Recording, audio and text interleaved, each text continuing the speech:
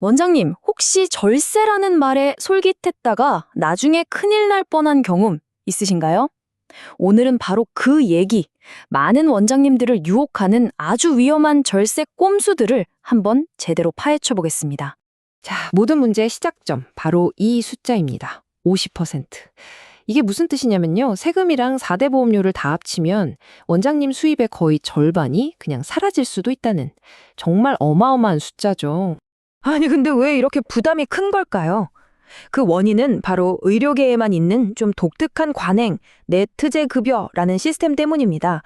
이게 이름만 들으면 그냥 급여 같은데 실상은 직원이 내야 할 세금까지 전부 원장님, 바로 여러분이 다 떠안는 그런 구조인 거죠. 그래서 오늘 저희가 이런 순서로 한번 짚어보려고 합니다. 먼저 원장님이 처한 세금 딜레마가 뭔지 보고 그 다음에 어떤 위험한 함정들이 있는지 그리고 마지막으로 진짜 현명한 전략은 과연 뭘까? 같이 한번 찾아보겠습니다. 네, 그럼 첫 번째 순서, 원장님의 세금 딜레마부터 시작해 볼까요? 대체 어떤 재정적인 압박을 받고 계신 건지 그 속으로 한번 들어가 보시죠. 이 그래프를 보시면 하고 바로 이해가 되실 겁니다. 직원한테 주기로 약속한 월급, 그거 말고도요. 원래 직원이 내야 할 목, 또 병원이 내야 할 목, 이 4대 보험료를 전부 원장님이 내셔야 하는 거예요. 이 보험료만 해도 벌써 월급의 거의 20%에 달하는 추가 비용이 생기는 거죠. 아니, 세금은 아직 계산도 안 했는데 말이에요. 상황이 이렇다 보니까 당연히 쉽고 빠르게 세금 줄여드립니다 하는 이런 말에 귀가 솔깃해질 수밖에 없겠죠. 바로 이런 달콤한 유혹이 사실은 아주 위험한 덫의 시작입니다. 이게 얼마나 심각한 문제냐면요. 참다 못한 한 의사 선생님이 동료들을 위해서 직접 책까지 쓰셨어요. 근데 제목 한번 보세요. 의사들을 노리는 하이에나들. 정말 절박함이 느껴지지 않으세요? 그만큼 심각한 경고를 보내고 있는 겁니다. 그러니까 핵심은 이겁니다. 당장 눈앞에 좋아 보이는 그런 지름길들, 그 끝에는 결국 세무조사, 그리고 어마어마한 가산세라는 훨씬 더 큰 위험이 도사리고 있다는 사실. 이걸 절대 잊으시면 안 돼요. 자, 그럼 이제 구체적으로 어떤 함정들이 있는지 첫 번째부터 한번 파헤쳐 보겠습니다. 바로 병원 경영 지원 회사. 우리가 흔히 MSO라고 부르는 그걸로 포정된 방법입니다. 자, 이게 바로 전형적인 MSO 구조인데요. 보통 이렇게 진행됩니다. 1단계, 일단 가족 이름 같은 걸로 별도 법인을 하나 만들고요. 2단계, 이 법인이 병원에 필요한 재료를 사서 마진을 붙여서 파는 것처럼 거래를 꾸밉니다. 최종 목표는 3단계, 세율이 높은 병원 소득을 세율이 낮은 이 MSO 법인으로 슬쩍 옮기는 거죠. 하지만 세무서가 바보가 아니죠. 국세청은 이런 구조를 그냥 훤히 꿰뚫어 봅니다.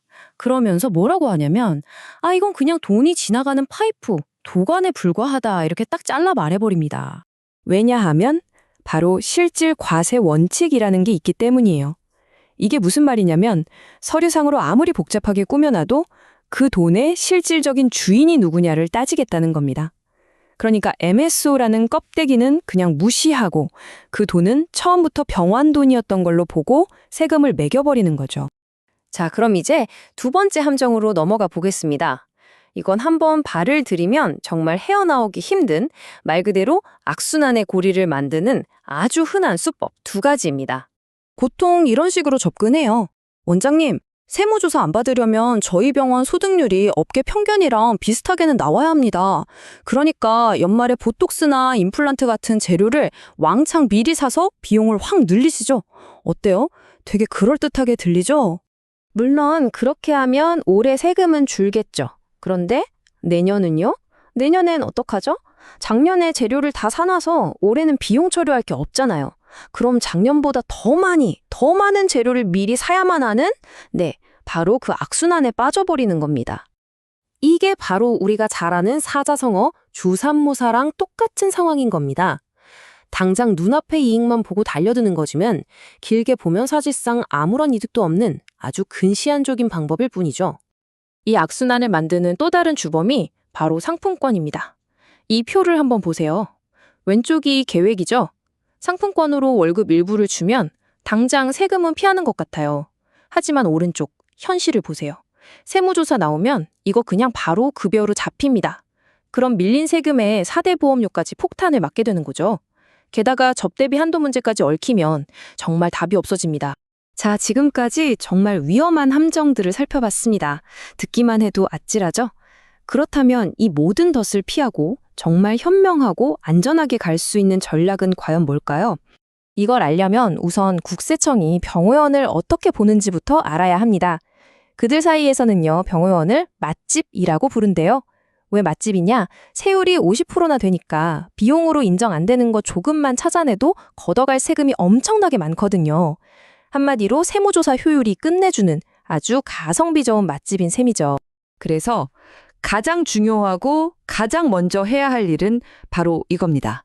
오늘 우리가 얘기했던 이 세 가지 함정만큼은 무조건 피하는 것. 껍데기뿐인 MSO, 소득률 맞추려고 재료 사재기 하는 거, 그리고 상품권으로 월급 주는 거. 이 세 가지는 세무서 레이더에 그냥 바로 걸리는 빨간불이라고 생각하셔야 합니다. 진짜 합법적이고 안전한 절세는요, 이런 아슬아슬한 꼼수가 아닙니다. 세무조사라는 거센 강을 건너려면 흔들리는 외나무 다리가 아니라 시간과 노력이 좀 들더라도 튼튼하고 합법적인 다리를 놓아야 합니다. 그래야만 정면으로 통과할 수 있는 거죠. 자, 오늘 이야기를 마무리하면서 원장님께서 지금 거래하는 세무대리인에게 꼭 던져야 할 질문 하나를 남겨드리겠습니다. 지금 우리가 하고 있는 이 방법, 과연 나중에 세무조사가 나와도 정말 괜찮은 겁니까? 살아남을 수 있습니까? 그 대답에 원장님의 미래가 달려 있을지도 모릅니다.